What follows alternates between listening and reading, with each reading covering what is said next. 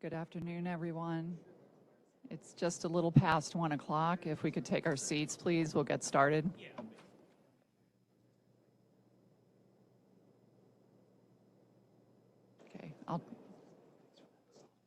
Okay, great. Trent, if you would handle the meeting logistics, please. Next slide. Good afternoon, everyone. Like usual, we'll go through some logistics just to start. Please note that the meeting is being broadcast via webinar. It's also being recorded, and the recording, the slides and materials will be posted on the council's webpage. Only members of the committee that are online will be able to unmute themselves and participate. And whether you're online or in the room, please identify yourself before speaking so everyone knows who's speaking. And those online, if you have any technical issues, please call ADWR at 602-771-8444 or email tickets@azwater.gov. Okay, thank you, Trent. Again, good afternoon and welcome everyone to the Assured Water Supply Committee meeting. Thank you all for taking the time to be here and participate. For the sake of those listening online as well as procedure, I will ask Council Coordinator Trent Blomberg to please call roll. Please be prepared to unmute yourself and indicate that you are present. Thank you. And if you are an alternate or online, please let us know. Patrick Adams. Present. Brenda Berman. Patrick Dent, alternate for Brenda Berman. Cynthia Campbell. I'm here online. Doug Dunham. Here in person. Kathy Ferris. Here. Representative Gail Griffin. Present. Spencer Camps. Mike Pierce sitting in for Spencer Camps. John Kamik. Present. Leslie Myers. Here. Joe Olson. Present. Clark Princell. Here. Commissioner Robin Sahid. Simone Westbrook Hall, alternate for Commissioner Say. Joe Singleton. Here. Senator Priya Sundaration. Patsy Osman, alternate for Senator Sundaration. Warren Tenney. Present. And Sandra Watson. Present. Thank you. Okay, and also the ADWR staff who are joining us at the table today: Nicole Clovis, Chief Counsel; Emily Petrick, Deputy Counsel; and Ben Alternator, Chief Legislative Liaison. And with that, we will get right into the agenda. Okay, so this is today's agenda. I will quickly review the committee's objective and guiding principles. We'll introduce the alternative path to designation concept, as well as, if we have time, the wildcat development concept. Then we'll be wrapping up and with the next steps and taking closing remarks. Next slide, please. And one more slide. Thank you. As you know, we are working to build recommendations for updates to the Assured Water Supply policies to address the challenges revealed by the modeling projections. The policy recommendations must meet the objective and the principles. Our focus is on high priority, well-constructed proposals, keeping our timeline in mind. And I believe this committee is making strong progress towards our objective. That is only possible thanks to the committee members, the stakeholders, and the staff who have been committed to this process to date. It is greatly appreciated, and we look forward to your input today as we drive towards our December goal line. Next slide. As we begin building from concepts into full proposals, we will be evaluating those proposals by the set of principles that they must meet. Proposals must protect the strength and integrity of the Assured Water Supply Program. Proposals should enable future growth without reliance on mined groundwater. Proposals may not reduce the 100-year requirement or increase the depth to which groundwater may be pumped. Proposals must ensure there is water before growth, and proposals must protect consumers. And with that, we're going to start digging into those proposals.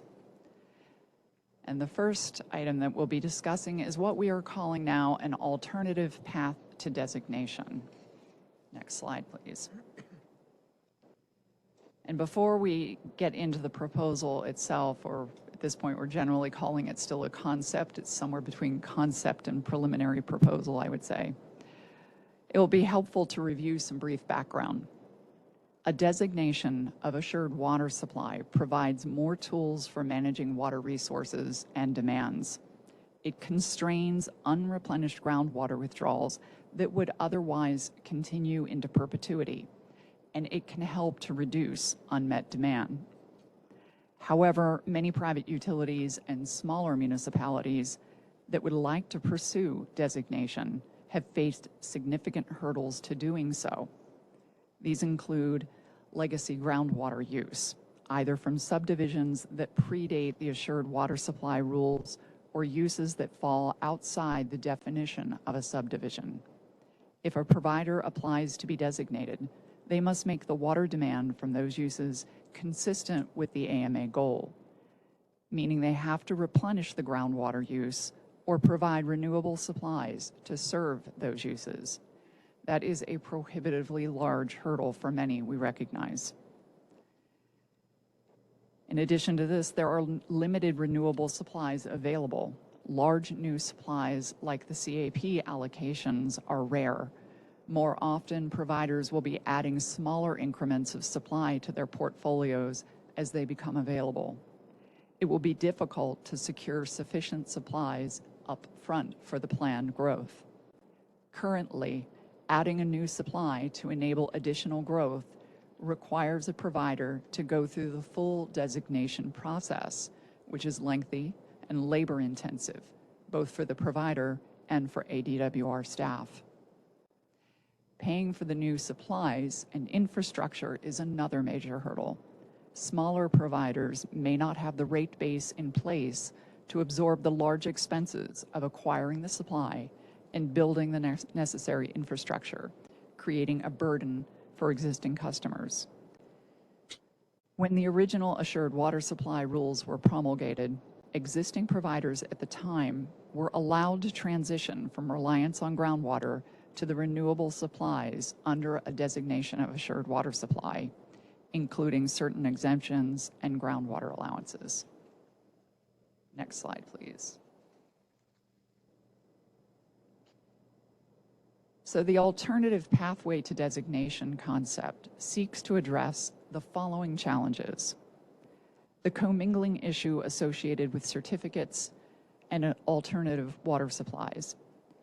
Currently, an applicant for a certificate or analysis relying on water delivered through a provider's commingled system must demonstrate the physical availability of any groundwater delivered through the system, even if the applicant or water provider brings a new non-AMA groundwater supply into the system.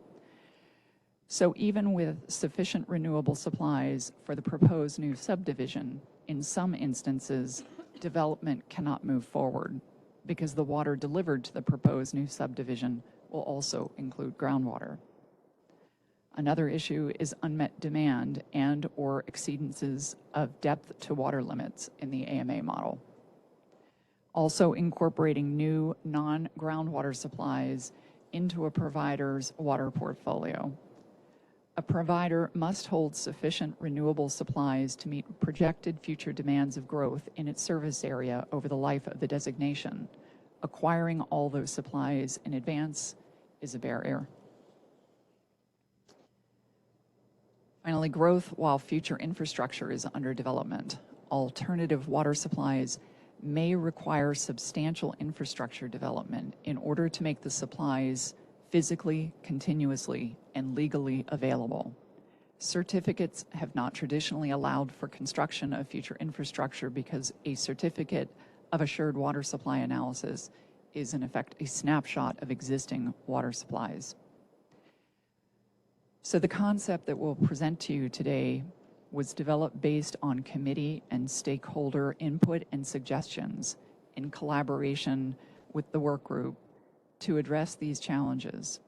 It has evolved over the past few months from the initial hybrid and alternative concepts that were raised at this committee to a transitional concept and eventually evolving further to streamline and simplify.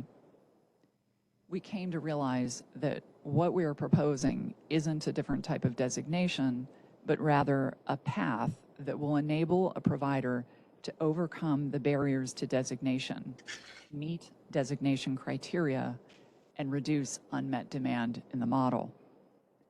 With the committee's feedback and suggestions, we hope to continue to develop this concept further and work out the details through this process. I will now hand the presentation to Deputy Counsel Emily Petrick. Emily has contributed a great deal of creativity and no small amount of time to this effort, and she will walk us through it. Emily.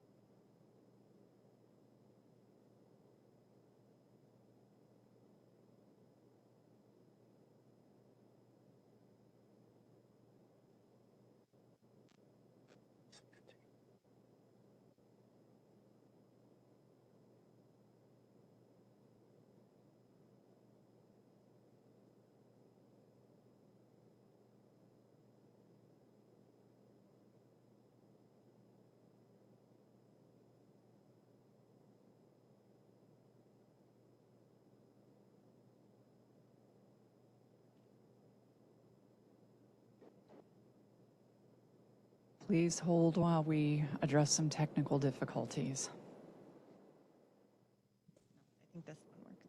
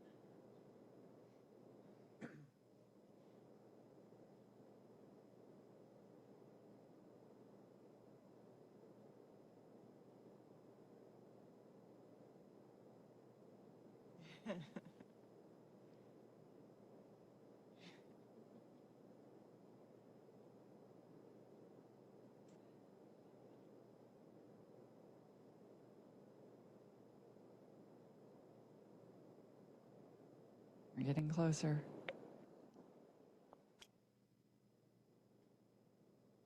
All right, we've made it. One slide back. There you go. All right, and now one slide forward. One slide back. Okay, now, Emily, thank you if you would take it from here.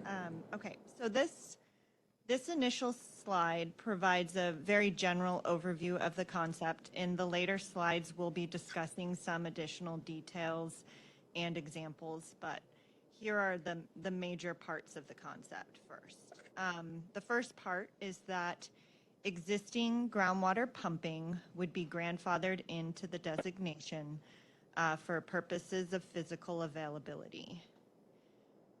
That volume of groundwater would also need to be made consistent with the management goal, and a groundwater allowance of some amount would be granted to help meet consistency with management goal. The second major part of the concept is that New alternative water supplies can be added to the designation to support new demands and new growth. How this would work is that additional groundwater would not be included in the designation, but a provider could use any combination of supplies that are included in the designation during an interim period, say when construction for one of the supplies is ongoing, as many designated providers can do now. In addition, a portion of the new supplies, here we've put at least 30%, would be used to substitute for existing groundwater pumping to facilitate a transition away from groundwater.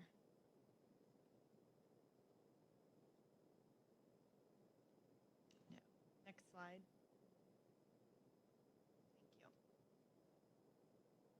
Thank you. This is a visualization of the goal of this concept. So the goal of the concept is to assist undesignated providers in reducing groundwater pumping in an incremental and manageable manner. So you'll see under the first hypothetical, a provider without a designation could continue to grow on groundwater, on non-assured water supply groundwater pumping that would also be unreplenished. Under this alternative path to designation, a provider would add alternative supplies to the designation and use those supplies both to grow and to reduce groundwater incrementally over time.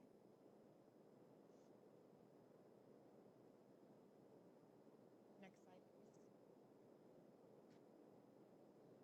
So in these next slides, we're going to go into some specifics of this concept and how it would work. The first part relates to how existing groundwater demands would be incorporated in the designation for purposes of physical availability. So the following demands would be grandfathered in for purposes of physical availability. That would include demands for issued certificates of assured water supply and existing groundwater pumping and non-groundwater recovered outside the area of impact based on annual reporting for 2021. The 2021 number was used because that is the groundwater pumping data that was included in the Phoenix groundwater model. Demands from analyses of assured water supply are not included in this grandfathering in amount. This amount, this grandfathered in water, is also subject to provisions related to alternative supplies, which we will discuss in subsequent slides. Importantly, no additional groundwater may be added to the designation to support new growth or new demands. New demands will be supported and included through new alternative water supplies.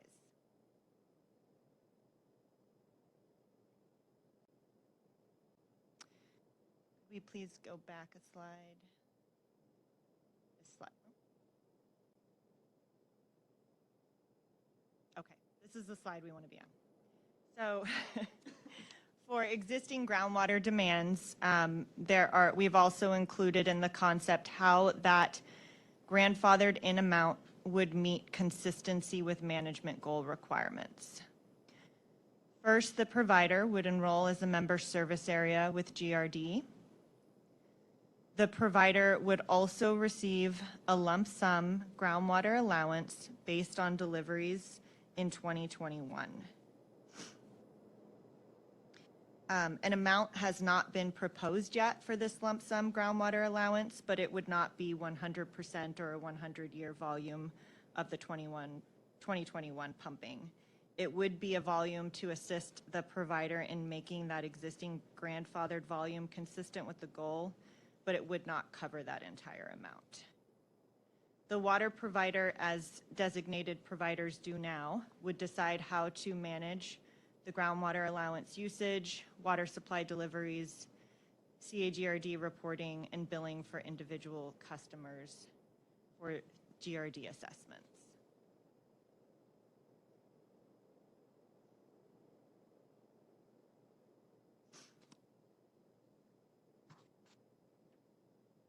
These next slides discuss how new alternative supplies would be included in the designation. The concept envisions that new demands and growth would be met only by including new alternative supplies. New growth would not be supported on groundwater. New alternative supplies refers to water supplies other than groundwater withdrawn in the AMA that were not served in 2021. This could include effluent, surface water, Colorado River water, cap water, or transported groundwater. Those supplies could be directly delivered, or they would need to be stored and recovered within the area of impact. These new alternative supplies may be added to the designation to serve new growth, and the grandfathered groundwater volumes will be reduced by 30% of the new supplies to facilitate an incremental transition away from groundwater over time. These new alternative supplies must also meet assured water supply requirements for designations, including physical, continuous, and legal availability, as well as financial capability. Can we ask questions as you go? Or do you want to finish before we ask questions? You're welcome to ask questions. We will have some examples later that may help. I'm just wondering how this would affect the new Douglas AMA, since all they have is groundwater.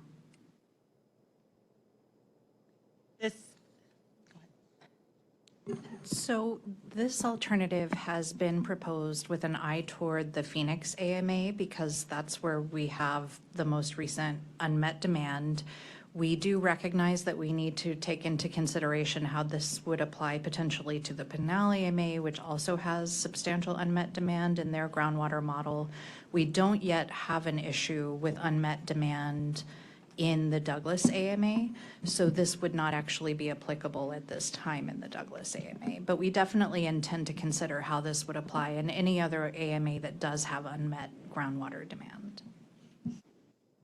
And if they don't have unmet demand yet, they could in the future, even though they may have an adequate water supply designation. Is that what I'm hearing? Well, I think there's always a possibility that any model in the future, because groundwater is a more or less finite supply, as you increase pumping, you're moving towards a point where there may be unmet demand. I think that there will be separate assured water supply rules that need to be developed for the Douglas AMA. I don't think, certainly we need to develop consistency with management goal rules that take into account the limited water supplies that are available in the Douglas AMA and potentially physical availability issues as well. And since Douglas AMA is a border community and what happens on the other side of the border could affect the groundwater supply for Douglas that are not caused by Douglas, that is a critical issue for those on this side of the border, because they can pump Douglas dry and Douglas can't do anything about it. Understood. And I'll also add that this is an option for providers who may want to become designated. As Nicole said, we're focused right now on the Phoenix AMA, but maybe there could be another sort of option available for those who choose that path in the Douglas AMA. So that's something that can be discussed into the future, certainly. Good point.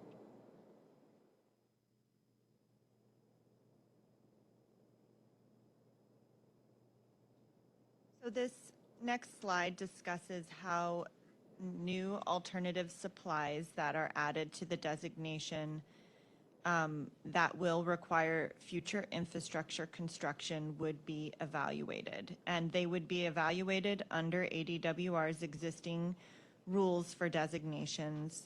There is already reasonable flexibility within ADWR rules for designated providers in terms of evaluating supplies with future infrastructure needs.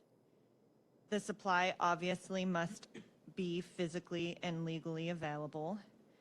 But the provider would also include a construction plan and schedule demonstrating that construction will be completed in a timely manner. All major permits and approvals and environmental compliance necessary for the unbuilt water infrastructure must also be completed before the designation is issued. There is, but this also provides the possibility that there would be construction of infrastructure to deliver the supply that would be ongoing at the time that the supply is included in the designation. And that is how DWR reviews designation applications now. The alternative supply, the provider must also show that the financial capability requirements have been met for the alternative supply.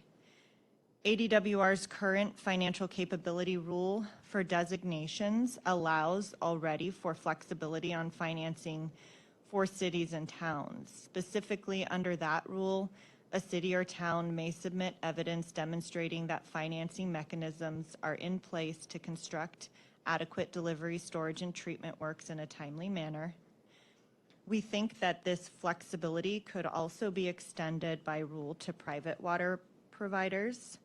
And this would allow ADWR to consider a broader range of financing mechanisms that are available to a provider to fund the infrastructure to deliver the water supply.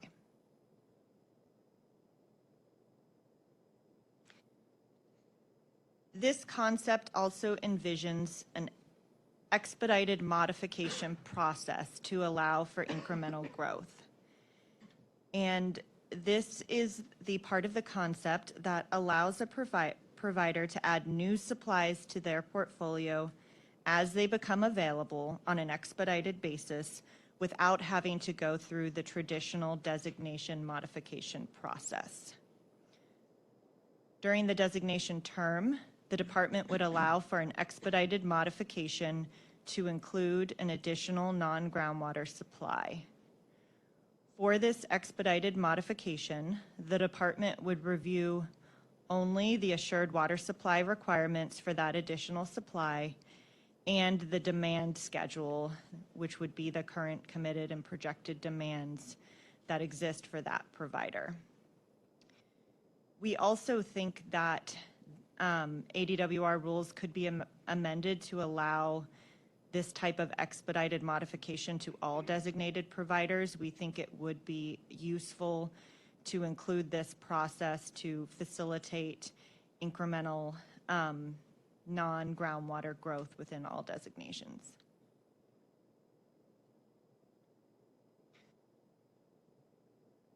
This concept includes an initial term for this pathway of no greater than 15 years.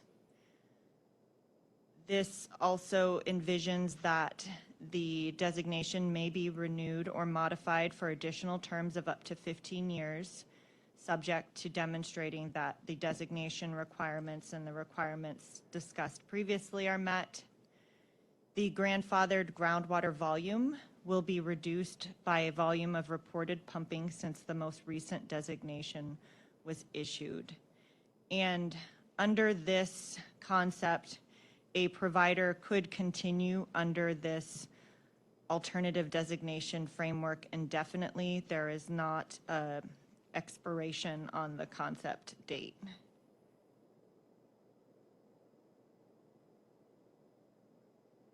So we're going to go through some examples of how this concept could work. And this first example includes generally some numbers to start with for this concept, including how this 30% of alternative supply volume would work to substitute existing groundwater pumping. So what you'll see up top is the sample or example undesignated provider starting scenario. So here, if we have an undesignated provider that has 2,000 acre-feet per year of unbuilt certificate demand, 8,000 acre-feet per year of groundwater delivered in 2021 to certificated subdivisions, and 10,000 acre-feet per year of groundwater delivered to non-assured water supply pre-1995 demands, its total 2021 groundwater volume that we would be starting with is 20,000 acre-feet per year.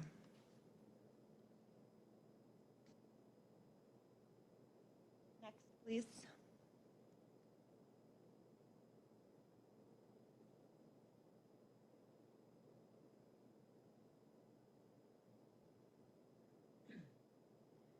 So if the provider applies for an alternative designation and adds new alternative supplies, those supplies could be incorporated to support new demands and new growth.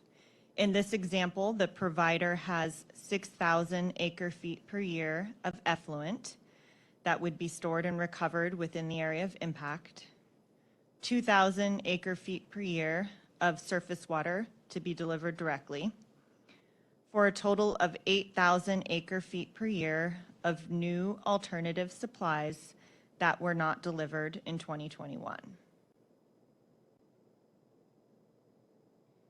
These new alternative supplies would then be used both to enable new growth and to reduce the 2021 groundwater volume.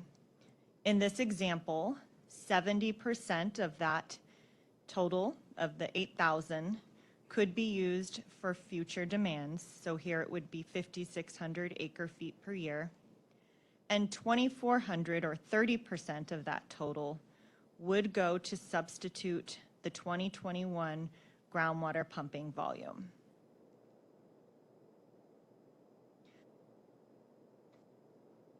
In this designation scenario, the provider would then receive a grandfathered groundwater volume based on their 2021 demands minus the substitution volume of 2,400 acre-feet per year. So the total groundwater included in this designation would be 17,600 acre-feet per year, or 1.76 million over the 100-year period.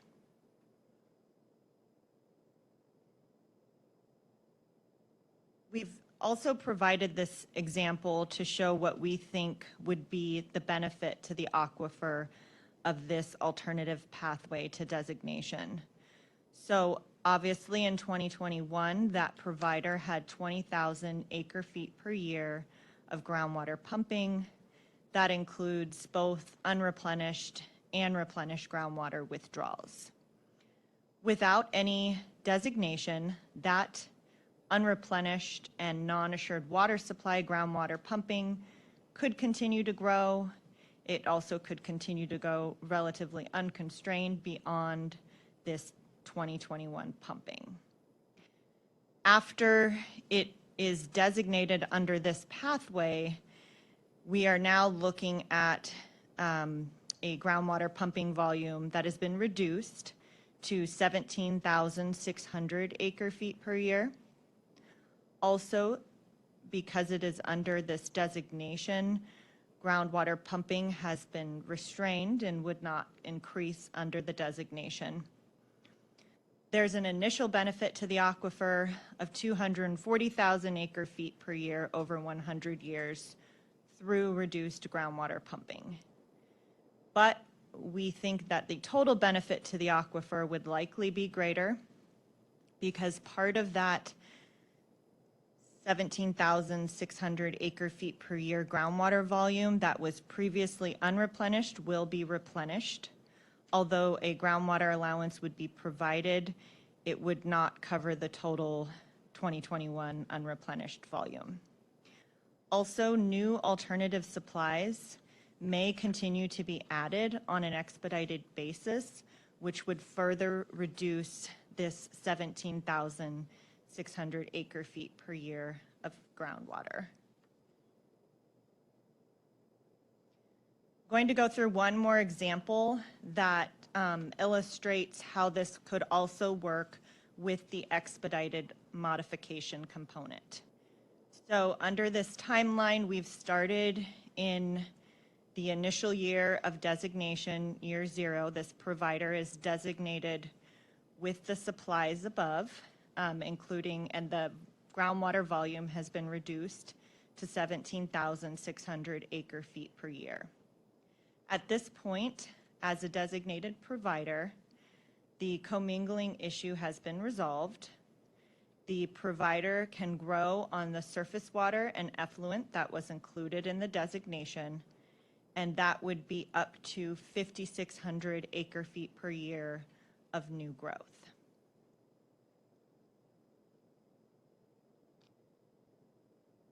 In this example, we've assumed that in year 2, another supply becomes available. We've provided an example here of Harquahala transportation water. If that water were approved by the department and met the assured water supply requirements, such as the cap wheeling agreement, pipeline construction financed, then that supply could be included in the designation at that point through an expedited modification to the designation. At that point, the provider has now added 5,000 acre feet per year to its designation. It could serve additional new growth of up to 3,500 acre feet per year, and the other 1,500 acre feet per year must be used as a substitute for existing groundwater pumping. So you'll see in the year 2 box at the top right, the groundwater volume, the groundwater pumping has now been reduced again for the provider to 16,100 acre feet per year, and additional growth has been, and demands have been included in the total volume of water for the designation. We're now at 29,100 acre feet per year. We've provided a timeline here that envisions that the new supply could be added on an expedited basis to the designation. And while it would meet all of the assured water supply requirements, we recognize that it's possible that the physical construction of a pipeline, for example, may be ongoing. The provider could use any combination of supplies that were included in the designation during the interim period to meet the demands that were included in that designation.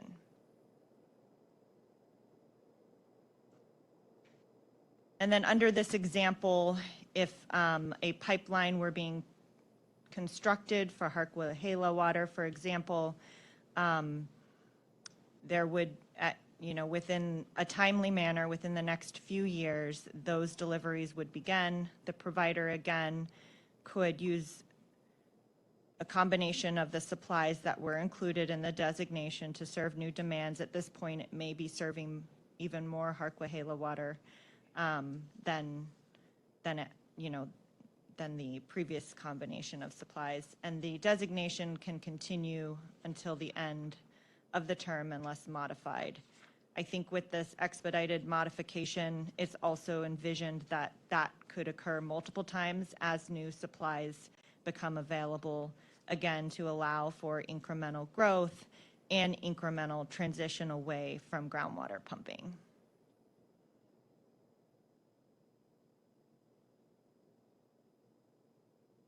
And I'll turn it back to Carol to provide an overview and recap. Thank you, Emily. So in summary, this proposal would address the issues we outlined at the beginning of this presentation, enabling designation and giving providers more control and more tools for managing water resources and demands. It addresses unconstrained pumping that is not subject to the Assured Water Supply Program. It reduces the unmet demand by reducing groundwater pumping over the 100-year period.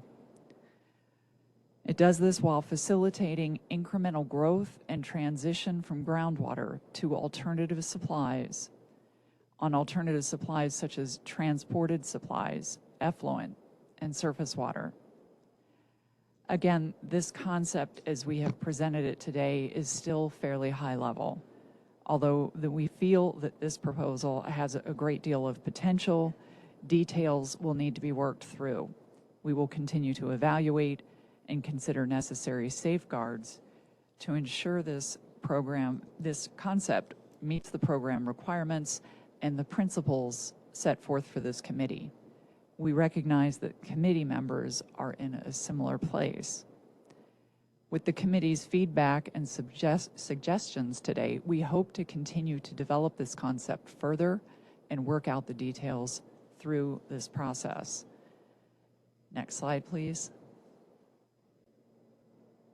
And at this time, I'll open it up to questions and discussion. I know we've unpacked a lot, so we'll be happy to respond to the questions and take any comments you may have. Yes, Carol, this is Joe Olson. Just a quick question. Can you elaborate on the reason why 30% was selected for the reduction in groundwater volumes? Emily, do you want to take that? I think that I'll say generally we know that it needs to be a substantial and meaningful amount. And that was a number that we've put out there initially that we think could be meaningful and substantial.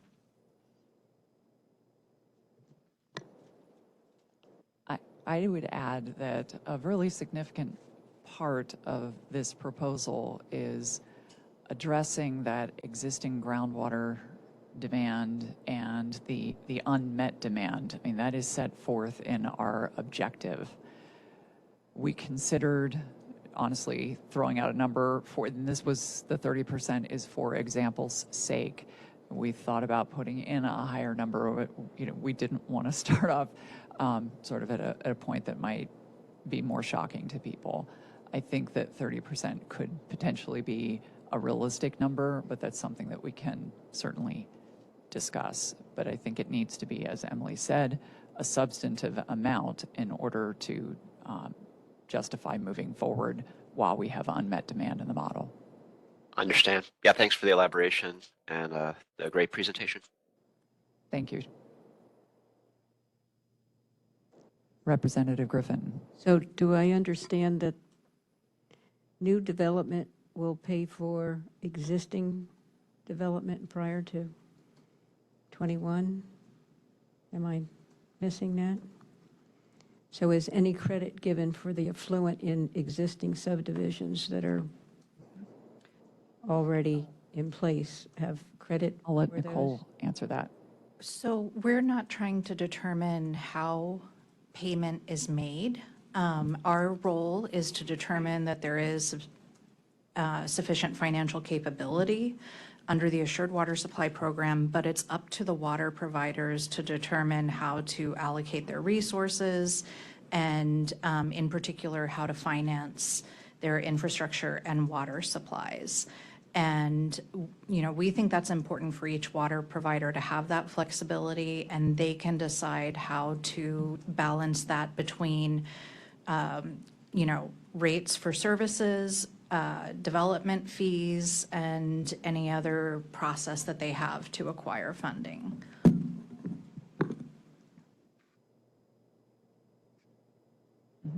Yes, Patsy. Just to circle back to the 30%, Senator Sundaresan asked that I relay to the committee that she would like that number to be as robust as possible. Okay, thank you, Patsy. Noted.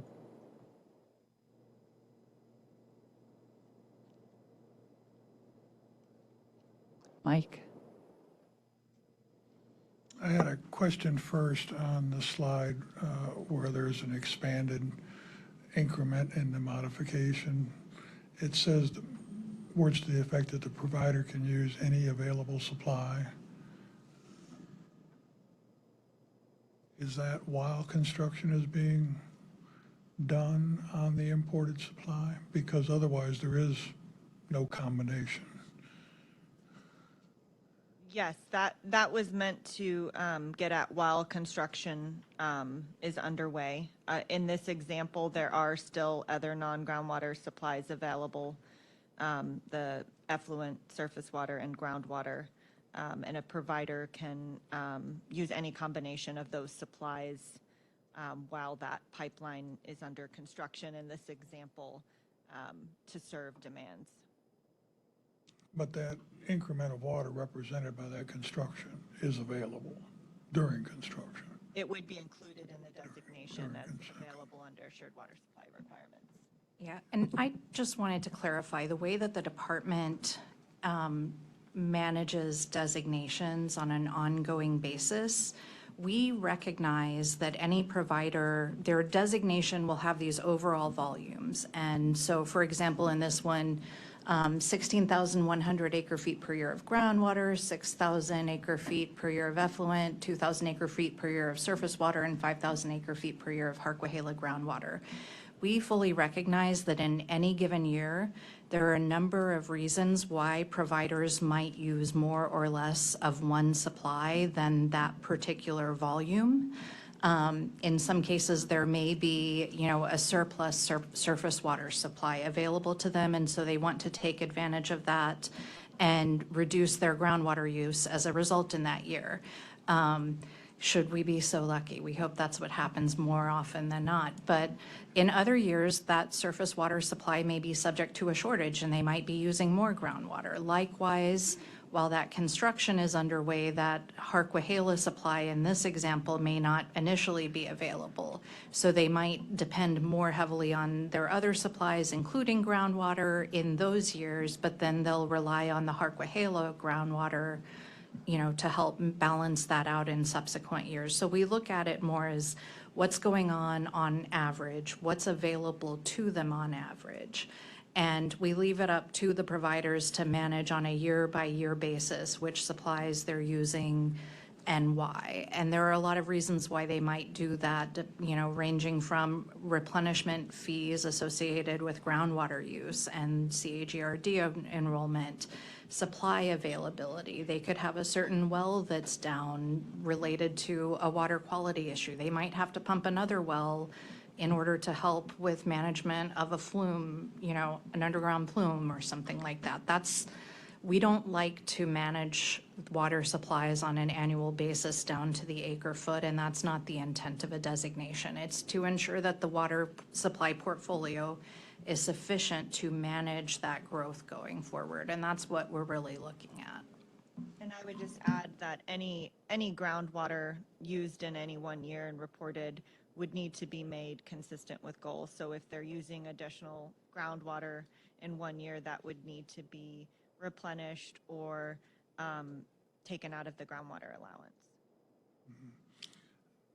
I would like to follow up on the consistency with the management goal and the use of the CAGRD, and we've had some ongoing discussions. I think that's a little bit too detailed for today, but with Carol's permission, I would like to kind of make a point on the greater scale, and that is what is being presented here today, I think, is a seismic shift in Arizona management. We're going from a situation where a year ago, people that had truly investment-backed expectations, and we're talking investments in excess of $1 billion on the foundation that they had a water supply that would ensure them near total build-out of their development projects. That is being erased in one swoop. And secondly, any new supply that comes in is being dedicated 30% as a cut to the aquifer, to use the jargon of the old days. But that's a very significant cut. I appreciate that people want to see it even be larger than that. I don't think 30% is an unreasonable number, but it does represent a major change. That's 130% difference between expected groundwater use and real groundwater use overnight, and that is really difficult to address. So I'm here today on behalf of the people that own those lands and have those expectations. And I think there needs to be some realization that we need some kind of an interim transition period here that would allow for such a big shift to occur. And that could be done on a little bit of groundwater. I know there's a development out in the Hacienda that has just constructed a new bridge, and it is the bridge to nowhere because you can't get a certificate on the other side of the bridge. This image, I think, is more detrimental to Arizona as a whole than some kind of an interim policy that would allow some of this development to move forward while we introduce these supplies. These supplies that you're talking about are extremely expensive and will have to be covered. And to your point, they'll have to be covered only in part by new growth because new growth can't be forced to pay for old problems. So a little bit of thought on the impact of this would be helpful. But that said, the efforts of Warren in coming up with the transition, Doug with his original ideas, and the department with this alternative supply are a huge step in the right direction. I also work for both Buckeye and Queen Creek, and both of those municipal providers are very interested in this program and want to pursue it in earnest with the department and work out some of these details. So I will stop talking. I'm sure I've overrun my expectancy. Thank you, Mike. Yes, we've met with Buckeye and we've met with Queen Creek because they are obviously communities that have a significant interest in this concept. And both Buckeye and Queen Creek were very positive about the concept and felt that this could very well be a very workable path forward for both communities. I mean, again, we'll have to continue to work through this and build it out, and we will continue to communicate with them and with other stakeholders. And we, again, appreciate everybody here on the committee that has been also working to reach out to impacted stakeholders, communicate with them, and bring their concerns forward. So, Mike, I appreciate your comments today. They're noted.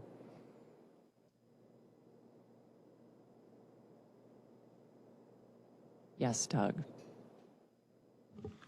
Couldn't wait to hear from me, right? Always look forward to it. First of all, I want to commend Patrick and Emily and Nicole and Carol, just everybody at the department. There's been a ton of work put into this, and it's a lot of creative thinking. I think it fits well within the existing structure of the Assured Water Supply Program. I think it meets all the standard guidance that was set out to at the beginning of this process. We've spent a lot of brain power going through this, the permutations, and I really appreciate the flexibility that the department is exhibiting in this process.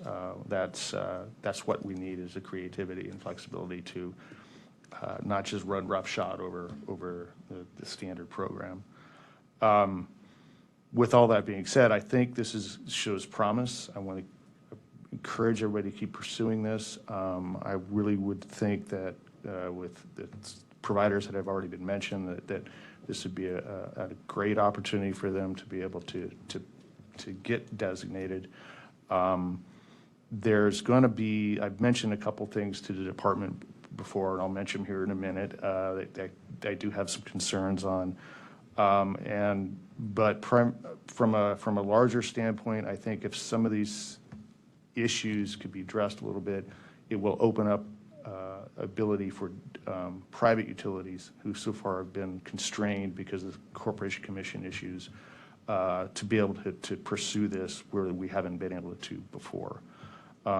So one thing that I have mentioned before, and I shall harp on this again, this is for EPCOR specifically, is the calculation based on the 2021 groundwater withdrawals for the groundwater allowance.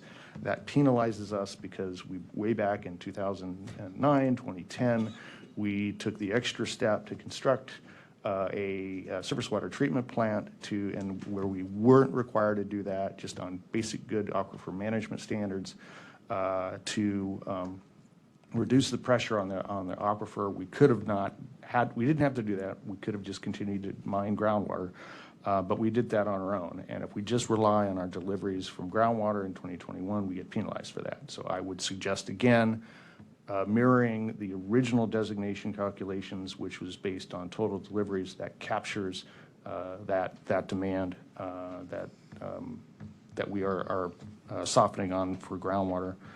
I do want to work with the GRD and the department on transitioning the GRD membership for a member service area. Again, there is no way the commission is going to support a private utility suddenly flipping a switch and having all of the GRD replenishment happening through rates to capture that. There needs to be some sort of transition, recognition of the current member lands continuing on with their normal reporting. I think would provide a good bridge.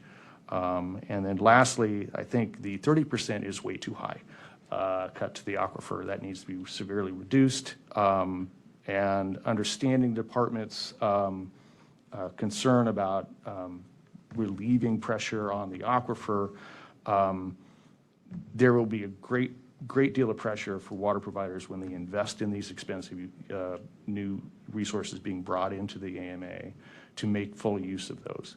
And the GRD has proven to be the most expensive alternative out there. So there's going to be a natural push to move away from the GRD, minimize those expenses as much as possible. And so that, in conjunction with whatever cut the aquifer is finally arrived at, I think will greatly reduce our reliance on groundwater. And with that, I'll get off my soapbox. I just wanted to clarify, I don't want anyone to be confused. It's not actually a cut to the aquifer. The intent is that the water would be provided to existing users. It's not required to be recharged into the aquifer, used as replenishment, and it is not taken away from the water provider's ability to deliver that water to customers. The intent is that it is substituted for groundwater, which ultimately helps to bring the aquifer back into balance so that we are able to maintain the availability of groundwater that so many in the Phoenix AMA are relying on. I apologize for my shorthand. Can I ask a question of maybe Nicole or Emily? Would EPCOR benefit from that existing surface water delivery, which would not be subject to the 30% ratio since they were delivering it in 2021? So it would be included under the proposal as it's drafted, it would be included as a supply in their designation. It would not be included in a calculation of what their groundwater physical availability is. If it was used to serve surface water to customers in 2021, then we wouldn't be allocating a portion of groundwater instead of that, because, and our thinking in tying this back to 2021 is based on what was used in the groundwater model. We used 2021 groundwater pumping in the model.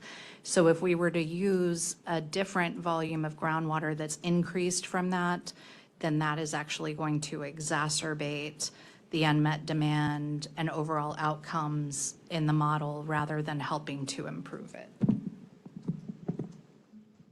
If I may follow up on that doesn't help us, because if I can't go back, if I can't use groundwater and all of my surface water that we're fully utilizing at this point can't be used for any new growth because it's already committed to service to existing customers, we're right back at square zero. So again, we need to work with you to work through that. But you know, it's that the other supplies out there, and I'll point this out again, is if we can't use our surface water allocations and our CAP allocation for the bridge, for the initial bridge, we're done. There's no reason for me to think about trying to get designated. Further, the only other alternate supplies that we've been talking about here, legally I can't get. I'm a private utility, I cannot get Aquahila importation. So if we want this to try to be applicable to as many utilities as possible, we're going to have to work through this. Yeah, and definitely noted, Doug. These are some of the details that we'll definitely need to be talking through as we move forward I think we do have a good framework here. Just have to continue the conversations. Yes, Warren. Thank you, and thank you for the presentation. And as was already stated earlier, just want to echo all the work that was put in to developing this framework.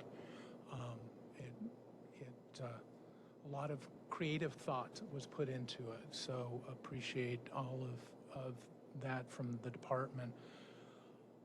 Just wanting to have a couple of questions to just kind of confirm what I think I heard and understand.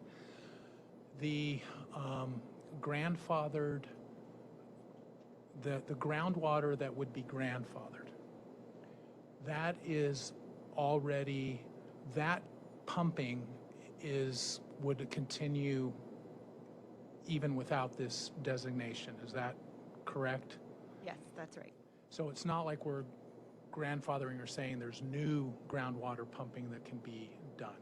Yes, that volume would not be used to support future demands and future growth.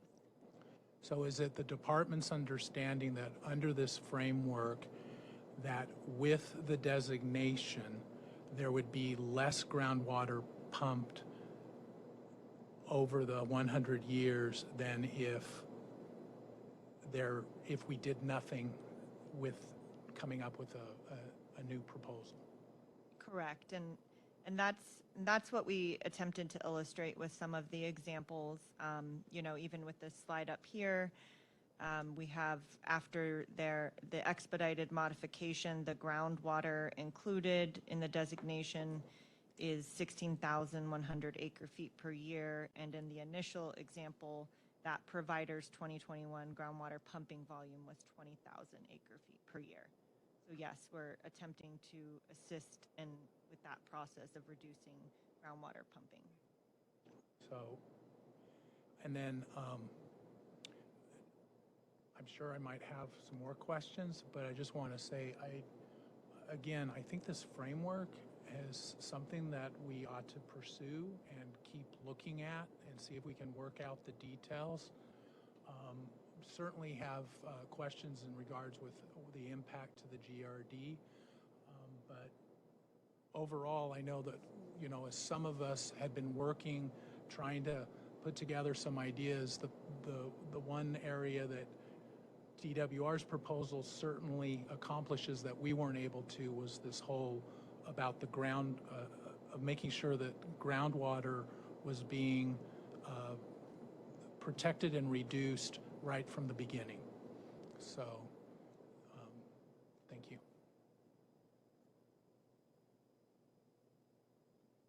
Yes, Kathy. Hi. I would like to say that this is really a thoughtful proposal. I won't call it a proposal, it's a concept, right? It's a concept. It's a work in progress, but it's got a lot of things going for it. Number one, it's not increasing groundwater pumping. Hugely important. And number two, it's allowing unreplenished groundwater to be reduced, unreplenished groundwater pumping to be reduced. And number three, it's allowing more designations, which under the scheme of things is a preferable way to provide water because of the protections that a designation provides to all water users that the water provider serves. So I think those are really laudable outcomes of this, and I'm encouraged. And obviously, everybody always says the devil's in the details, but we will get there.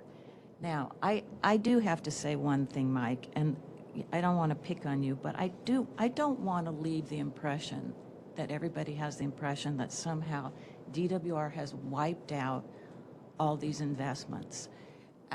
I don't think that's what DWR did. DWR followed the law.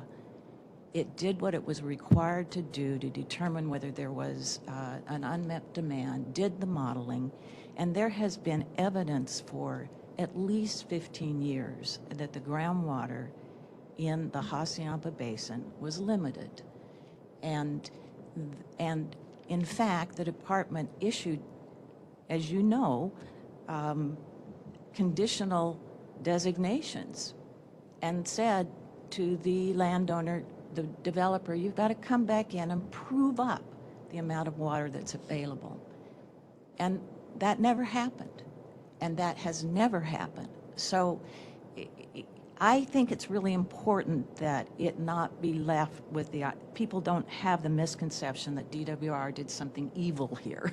DWR just did its job. Thank you.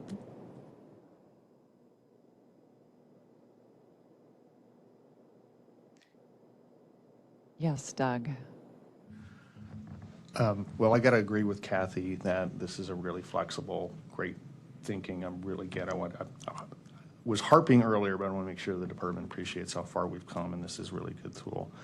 Kind of follow up on Warren's point that if we keep the status quo, the groundwater, unreplenished groundwater pumping can continue to grow exponentially forever.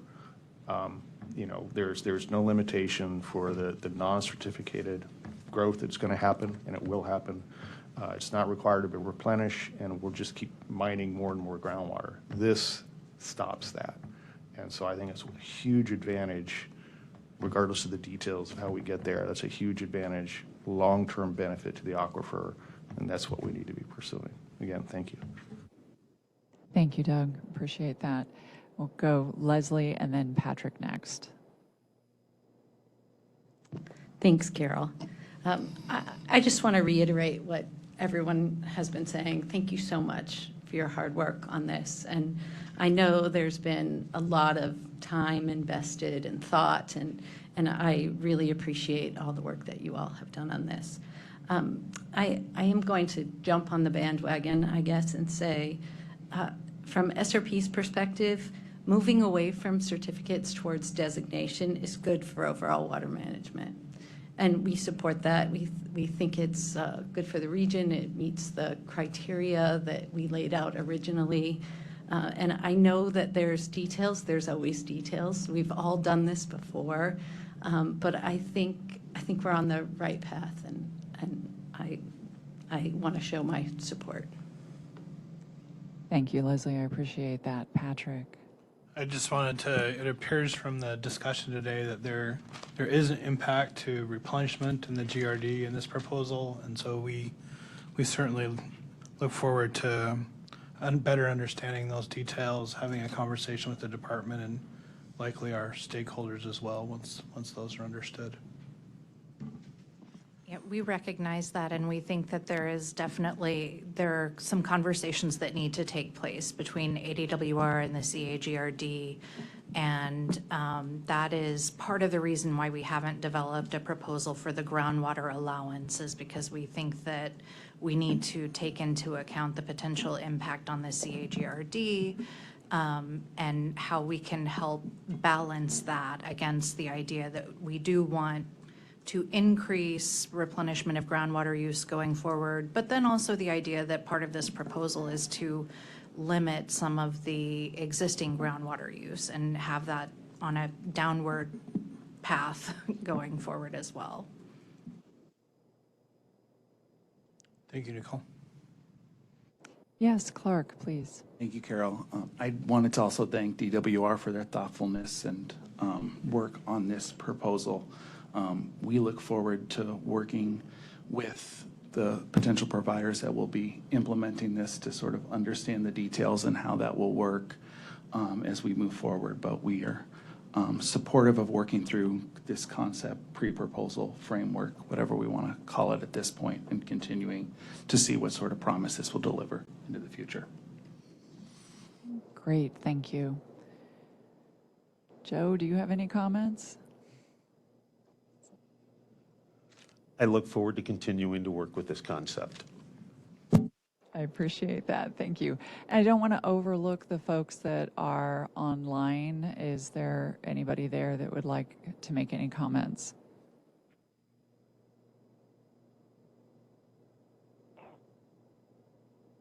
Okay, not hearing anybody jump in, and we're not seeing anybody, or go ahead if there's someone who wants to speak. Just unmute.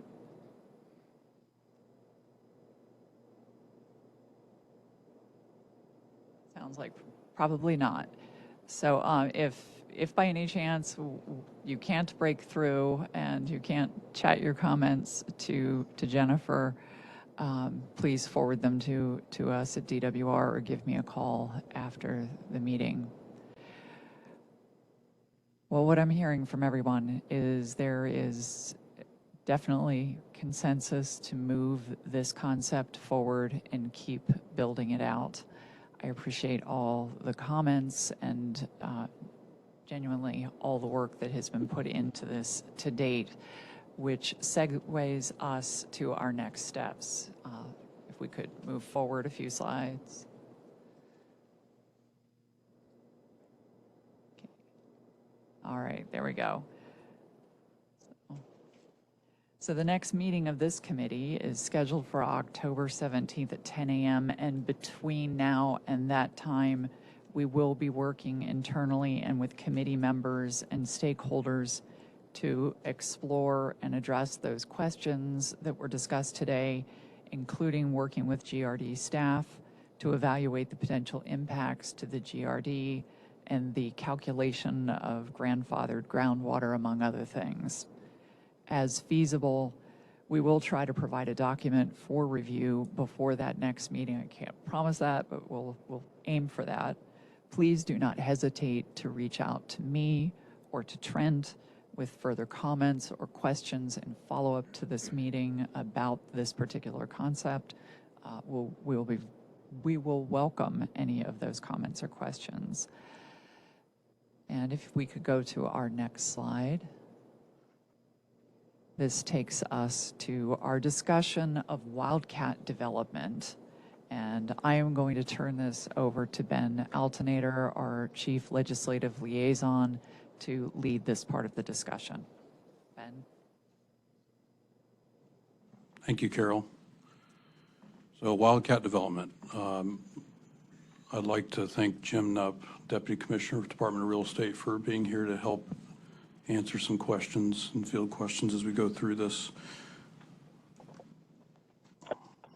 Just as a reminder to the committee, we defined wildcat development as proliferation of development by splitting residential parcels of 6 or more lots with the intent to circumvent laws relating to the creation of a subdivision. And wildcat development is an informal term to characterize illegal lot splitting. The purpose of the following proposals is to stop those who are intentionally circumventing laws that relate to assured water supply and other improvements in subdivisions.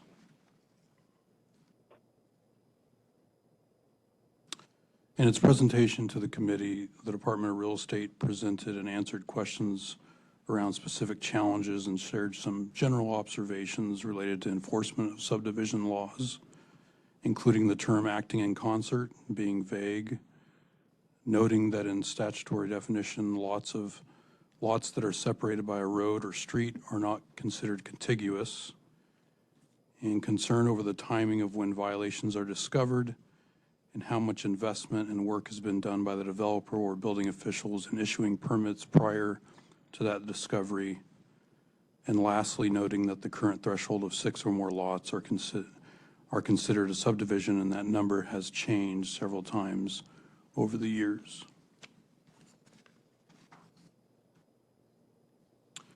So the following proposed concepts would necessitate statutory changes to address wildcat developments and their tangential impacts to water resources.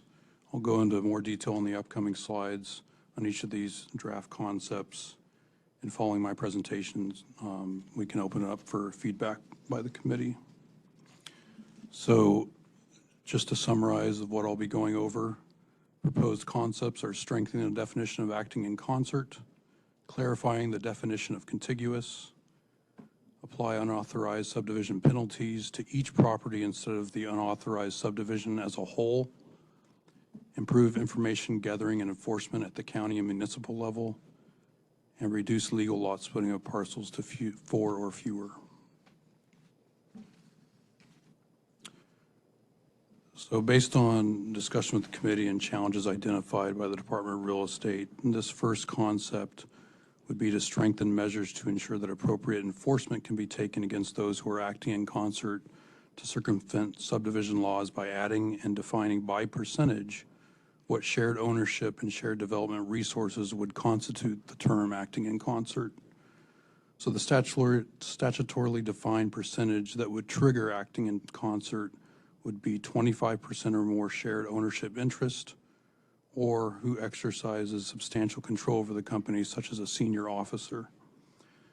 And this is a standard that is used by the Treasury Department under the term beneficial owner. So owners of land can often include individuals or entities. When considering entities and attempting to identify the companies or individuals controlling the entity, statute can provide a standard of ownership and can do so by percentage, in this case 25%, or substantial control, which is presumed by the title of an individual in the company, whether president, partner, or trustee. Often the Department of Real Estate will see an individual using multiple entities, or in our example here, a shell company where the individual has controlling interest over 6 or more lots and parcels that would represent a subdivision, and DRE must attempt to prove acting in concert to the series of ownership interest. A simple percentage or title carrying control over an entity provides a presumption of acting in concert and makes a clear policy standard. Beyond ownership, by providing clear and objective criteria for what percentage of shared development or construction costs among 6 or more contiguous lots being offered for sale or lease would create a presumption of acting in concert. Regulators and the public would better understand and work within permitted guidelines. For this, the proposed recommendation acknowledges that if half or more of the development resources are shared, this would constitute acting in concert. Statute currently contemplates several aspects of this, but does not assign a percentage. For example, statute identifies common promotional plan. This could further be defined by including marketing and advertising materials, use of shared external services like a general contractor, engineering and architectural firms. But delineating this as a percentage gives, again, removes the ambiguity and places developers on notice and provides the public clarity on what constitutes acting in concert.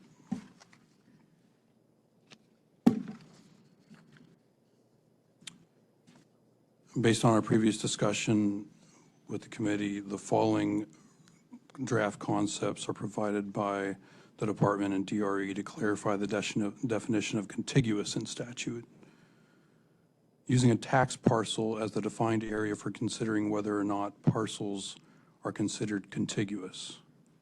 Under current practice, there is ambiguity around what may constitute a common boundary or point. To strengthen the definition, we would propose that the definition of contiguous should be viewed from the tax parcel or plat level, map level, as the metric for considering whether or not parcels are considered contiguous. As the graphic indicates, within this tax parcel or a neighboring contiguous tax parcel, there are more than 6 lots that are being developed, but are not considered contiguous under the current definition. The second portion of this draft recommendation would remove street and road from the definition of contiguous. Historically, the Department of Real Estate and Industry recognized barriers as geological or man-made structures that reasonably separated lots and created distinct areas not to be considered as subdivisions. Examples include highways, mountains, rivers. In the late 1990s, statute was amended to add streets and roads in addition to highways. And this has complicated the application of contiguous to a point where many current and commonly understood subdivisions would not be considered as such. So when applying contiguous or barriers to an individual or entity who is attempting to evade subdivision laws, the notion of a street and road creates significant obstacles to enforcement. For example, the blue plots of land in this graphic represent a subdivision of 6 homes, while across the street, the orange and green plots of lands are not considered a subdivision given the road that separates them. And just for clarity, if the Department of Real Estate under current statute were to find evidence of a common promotional plan, they could jump across the street and loop in green or orange. But sometimes, like I mentioned, there's ambiguity around that. To remove that ambiguity, we would recommend removing the street and road from the definition of contiguous while ensuring that county, state, federal highways, and all other barriers that are identified in statute would remain non-contiguous. So Ben, just to ask a clarifying question. So if I understand you correctly, someone can split lots if they don't cross the 6-lot threshold. And before they hit 6 lots, if they jump across the road, they can avoid the subdivision requirements altogether under current law, even if those houses are across the street. Jim? Yeah, thanks for the question, Patrick, and thank you, committee, for having me back in general. It would be 5 or fewer. So in this example, it shows 6, so it would already need a public report. But if it was only 5 in the blue, then they would not need a public report. If we were able to use common promotional plan to get around the street road exemption, then we would find that they would have needed a public report and it would be a violation. If I could take the opportunity real quick, I did speak to Commissioner Nicholson and Representative Griffin. I know you two spoke about the idea of a tax parcel being some sort of geographic area that we could look within. I did speak with Maricopa County today, and they confirmed that there is no exact size that is used when recording the tax parcel. So we'll have to work through what those details look like, but just wanted to report back real quick on that. To that issue, you're talking about a tax parcel map showing, right? Thanks, Jim.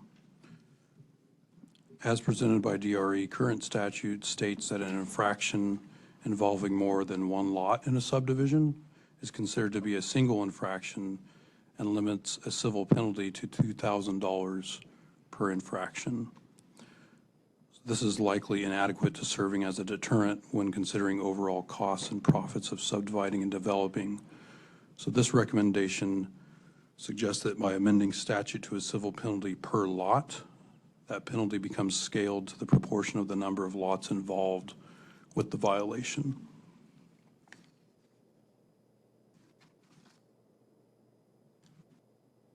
This fourth draft concept serves as really our only preventative measure to address wildcat development, as all the other recommendations are after the fact or clarifying. This recommendation gets at the heart of the timing issue as outlined by DRE. A developer or subdivider is required to use county or municipal services throughout the subdivision process. At minimum, there is an application to subdivide land, completing required surveys, obtaining building permits. Each contact is an opportunity to educate on subdivision requirements or assess whether the land represents a subdivision requiring provisions of an assured water supply.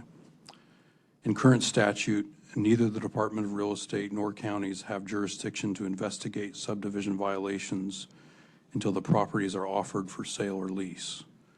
Often, when received as a complaint to the Department of Real Estate, there are already homes erected, streets paved, utilities in place. This draft concept would provide limited authority to counties and municipalities to collect ownership information and shared development cost information at the time of 1, the subdivision application, and 2, the application for building permits.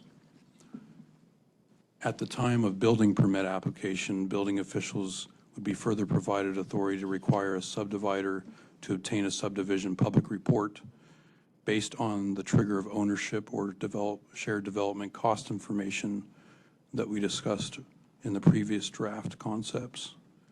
By enabling building officials to use objective measures to determine whether a subdivision is being created prior to the issuance of building permits, state can enable communities to earlier in the process ensure developers are compliant with subdivision laws. This avoids potential issues with stranded assets of developers, allowing them to remedy the problem upfront in the building process. The final recommendation concept is to reduce legal lot splitting to four or fewer parcels. Did not receive much in the way of comment from the committee, so we bring this up as a way to solicit feedback. As the Deputy Commissioner had provided in his last presentation to the council, and as noted in the second bullet here, this number has ranged from 4 to 6 several times since its inception.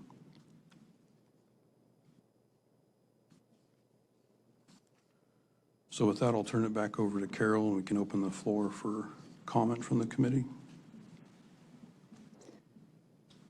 So opening it up to questions and comments.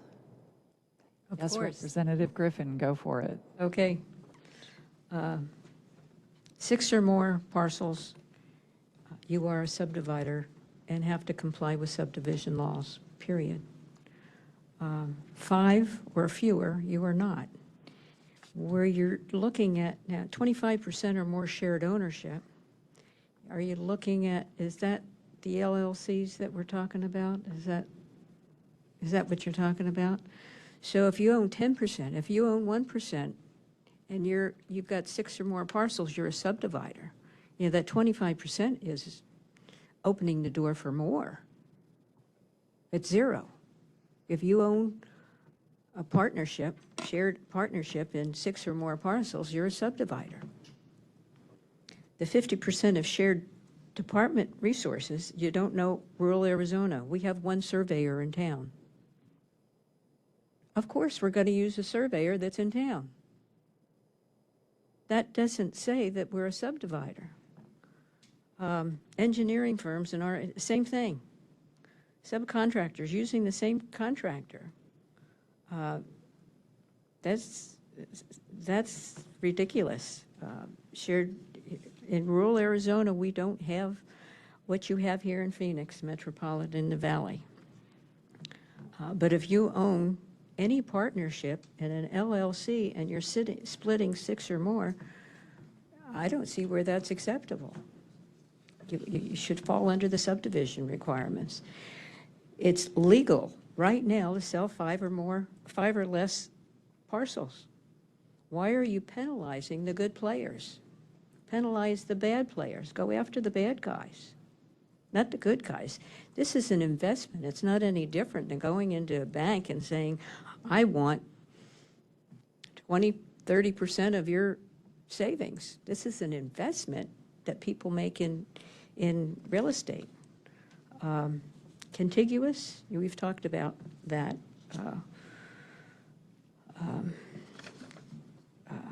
Violation per lot, that was what the change this past year was meant to say, that if you're in violation, it's $2,000 per lot. It wasn't per area. So that's an easy one. But 6 or more, you're a subdivider. 5 or less, you're not. And I couldn't agree to 4 or fewer. We have strengthened the disclosure. Property might not even have any water. If it doesn't have any water, the disclosure form says on roads and water, it's on roads it says, is the road maintained publicly, privately, not maintained? If not maintained, the disclosure states if your road is not maintained, it's up to you to maintain the roadway yourself. That's along with property ownership comes responsibility. Water, you may have a parcel that doesn't have any water. You may have to haul water. So why should that be stopped? There are a lot of parcels, a lot of property in the state where people are hauling water. You live on the side of a mountain, you're not going to get water. You got to bring it in. There's nothing wrong with that if that's what the lifestyle that you want. The seller's disclosure, we took the information off of the property information report years ago and put it as a property disclosure for subdivision or lot split properties. We all might want to live in a subdivision and turn on the spigot and get water. Those of us that have individual wells know better how to use water than when I lived in a city with a water company. As long as you're aware of the property you're acquiring, government should not stop you from buying it. You want to live on the top of a mountain with a generator and no power and no water? You should be able to do that. Government shouldn't stop you from doing it. So I will bring my blood pressure cuff with me next meeting. And, yeah. Well, it's I have not been in showing real on you, estate over Representative 45 Griffin. years, and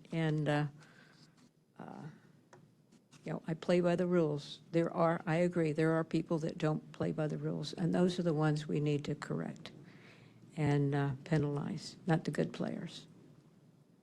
Thank you. Yes, Jim.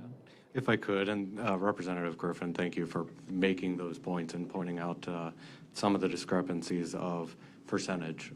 But nonetheless, you highlight some of the complications that real estate faces when we look at 25%.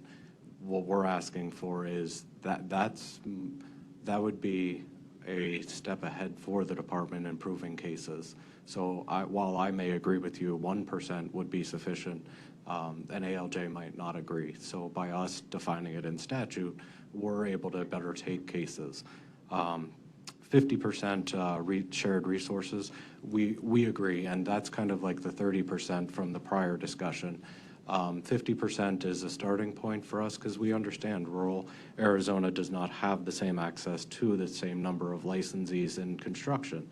What we did, or what we are contemplating with this concept is exempting utility costs as well as infrastructure costs, so that it is really getting down to what we witnessed in Rio Verde, where it is shared contractors, shared subcontractors, who objectively one may argue is acting in concert, but when we get in front of a judge, it's very difficult for us to say that, yes, using that one developer on those 10 projects and moving resources from one lot to another seems to be acting in concert to us.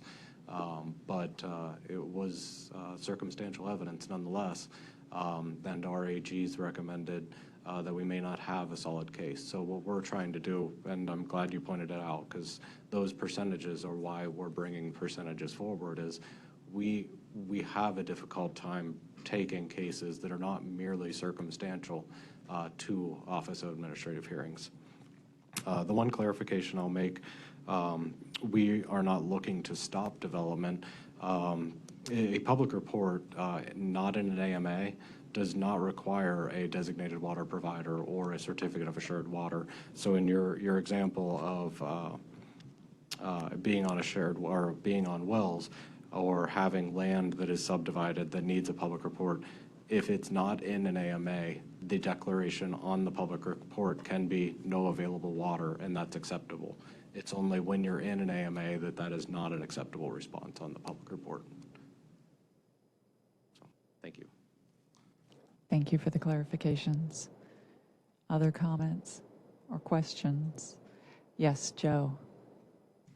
Thanks, Carol. I would agree with Mrs. Griffin that anything we can do to make it easier or facilitate going after the folks that are bad actors is something that we probably ought to talk about and pursue.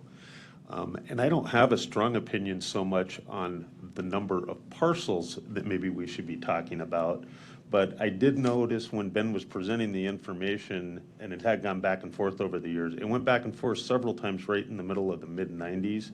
And I know we could pull the legislative notes, but do we know why it kept going back and forth between 4 and 6? Yes, Jim. Perhaps proxy member Bowers could speak to that. He was in the legislature. I did see him back there, but I didn't want to do that to him. So yeah, there were, I can't remember now, I looked last time, there were at least 7 special sessions that year, and it did pass back and forth. Subdivisions were a popular topic that year because the department did bring a subdivision complaint to the Office of Administrative Hearings. It was appealed to Superior Court, appealed to Appellate Court, and that same year the legislature it amended our statutes for proving subdivision acting in concert violations to require the department to find intent on acting in concert.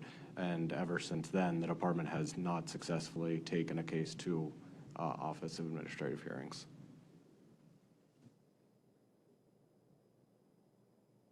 I can't help you there either. I have been licensed since 1975, but I wasn't at the legislature until 97. Well, those 7 special sessions on subdividing seems like pretty easy compared to what we deal with today. I'm just glad I wasn't the ledge liaison. Yes, Patrick, you've been waiting to speak. I have a question. It is not about the historic legislative affairs associated with defining subdivisions. It might be a question for your modelers, though, and I see Ryan and Emily sitting behind you. I think the reason we're talking about the Wildcat development is because of the issue of not requiring replenishment. Kathy's shaking her head. Someone else can answer that for me, but I'm just curious, within the groundwater model, how is the water use for these developments accounted, or is it blind to it?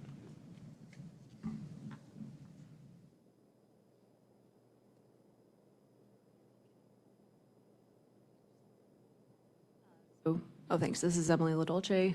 I can tell you that the Rio Verde subdivision is not inside the groundwater model, the Phoenix AMA one.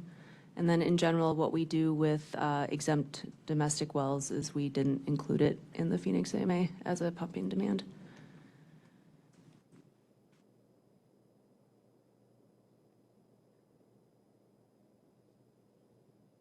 Kathy? So I thought the reason we were talking about this is precisely because of Rio Verde foothills sorts of developments where people buy lots and build homes and then have expectations. And then those expectations aren't met. And then they want somebody to fix it.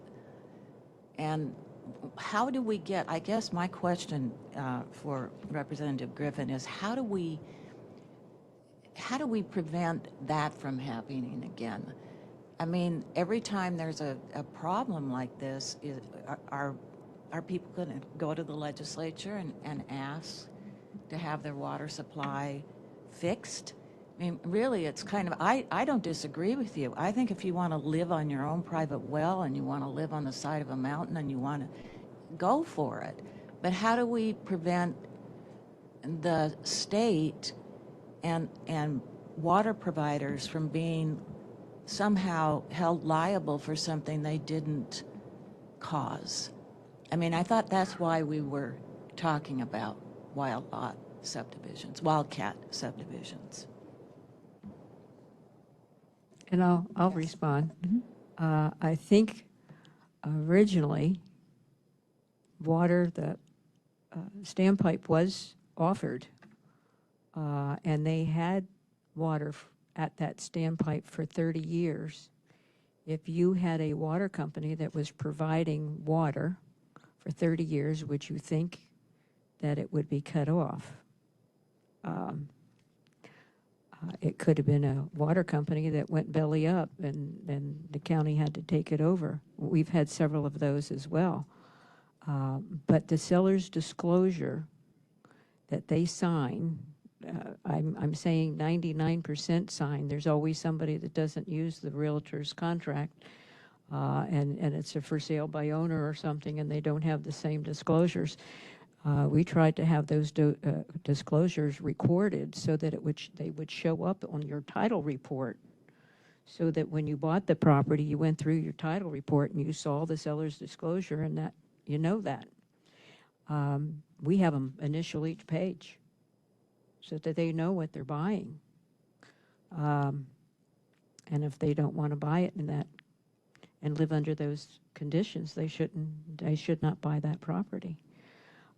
There's other areas that water companies are in the area and a letter requesting service is submitted and the response is no, we're not supplying water.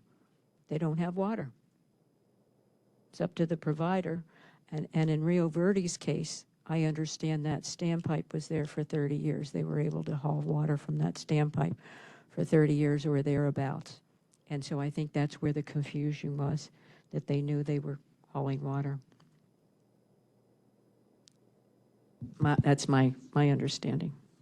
So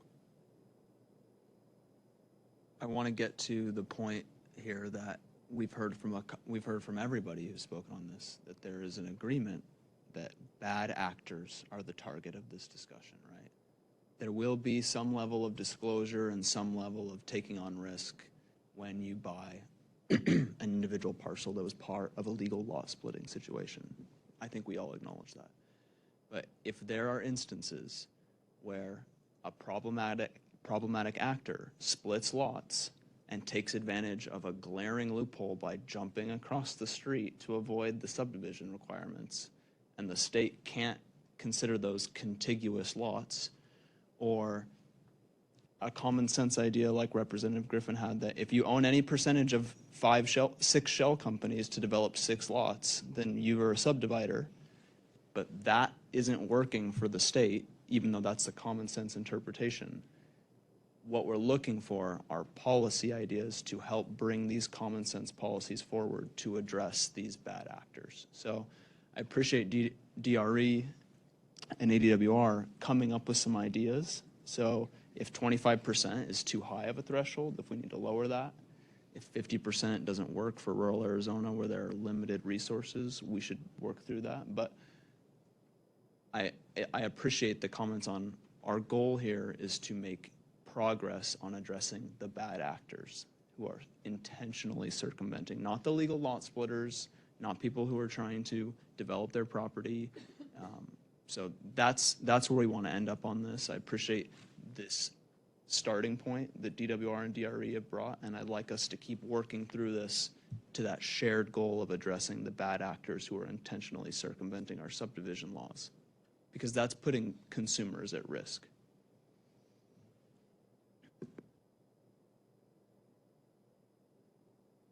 Yes, Doug. Just some history for Patrick. The department has looked at in the past demands from exempt wells and some from splitted lots, these kinds of things.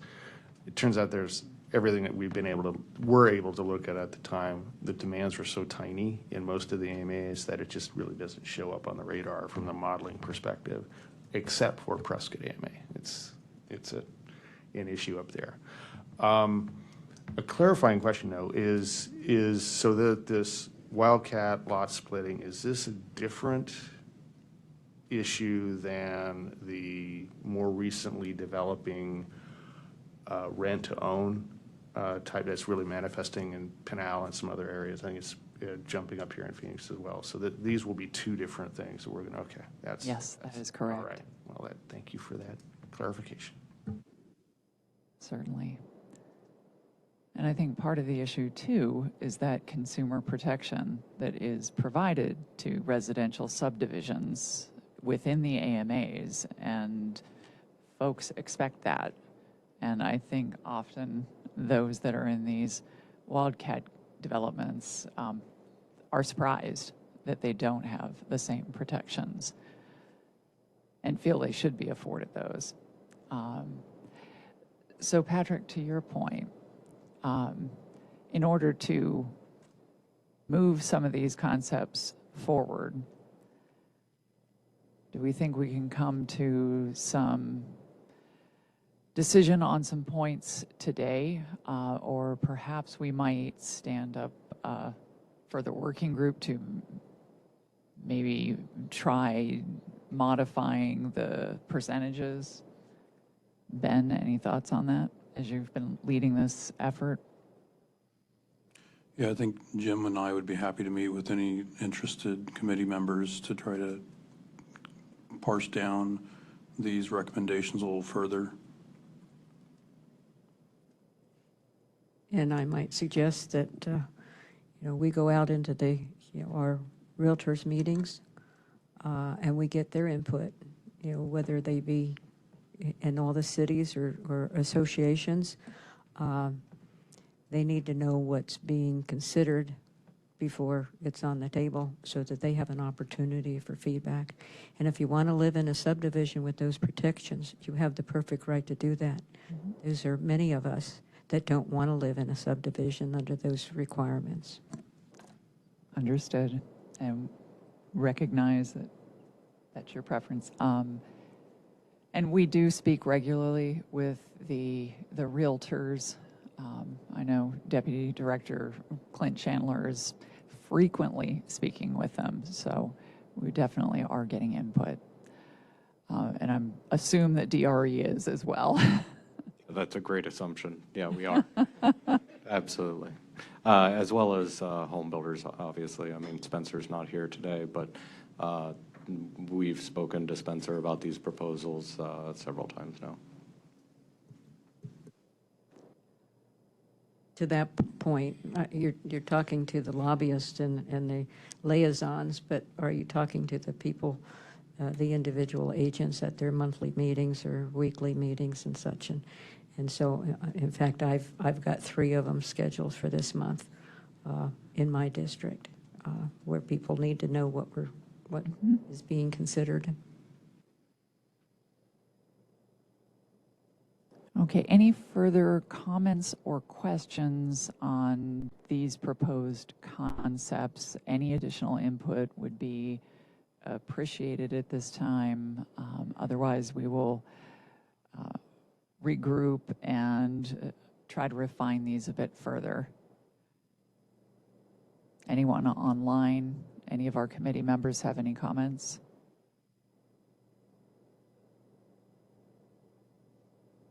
This is the perfect time to ask questions, particularly since we have Jim here and he made time on his schedule, which we appreciate. But equally, it's perfectly fine not to ask questions. If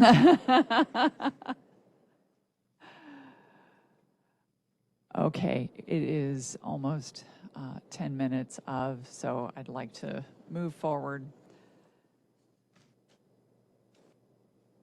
Find my place here.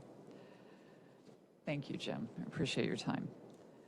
So what I'm hearing is we're going to need to gather additional input and feedback on the Wildcat concept, adjust that proposal as necessary based on that additional feedback we get, and then we'll bring that back to this committee at our next meeting. So we were also planning on bringing build to rent back to the committee in the relative near future. And of course, we will be working to further refine the concept for the alternative path to designation, start building that out into an actual proposal. And we will be bringing that back to you at the next meeting as well. Next slide. And speaking of next meetings, so again, the next Assured Water Supply Committee meeting is on October 17th at 10 a.m.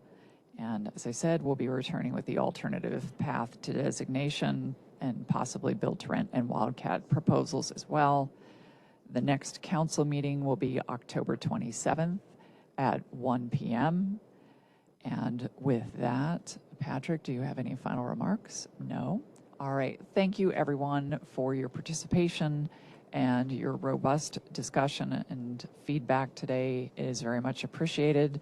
Lots of work ahead, and I thank you in advance for that. With that, we are adjourned.